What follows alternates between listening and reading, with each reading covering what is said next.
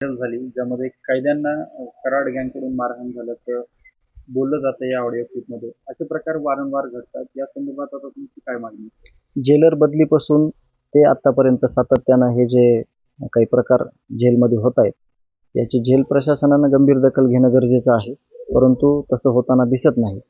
याच अनुषंगानं मी येत्या काही दिवसात सीएम साहेबांची वेळ घेऊन या सगळ्या गोष्टी त्यांना मी स्पष्ट करणार आहे आणि लेखी त्यांच्याकडे एक म्हणजे ॲप्लिकेशन पण देणार आहे की ह्या सगळ्या गोष्टी इथं सातत्यानं चालू आहेत, त्या चुकीच्या आहेत आणि यांना कोण अभय देत आहे, कशाप्रकारे यांना ट्रीटमेंट दिली जाते, तर त्या संदर्भात देखील चर्चा करून यावर गंभीर पाऊल उचलण्यासाठी मी त्यांना विनंती करणार आहे आणि त्यांची वेळ घेणार आहे.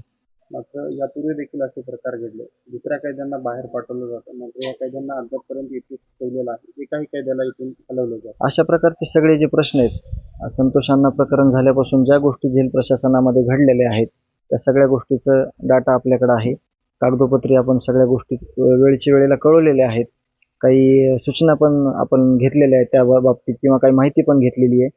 तर या सगळ्या गोष्टीचा पाठपुरावा करण्यासाठी मी येत्या काही दिवसात सीएम साहेबांची भेट घेऊन त्यांच्या वेळेनुसार हे सगळं मी त्यांना सांगणार आहे.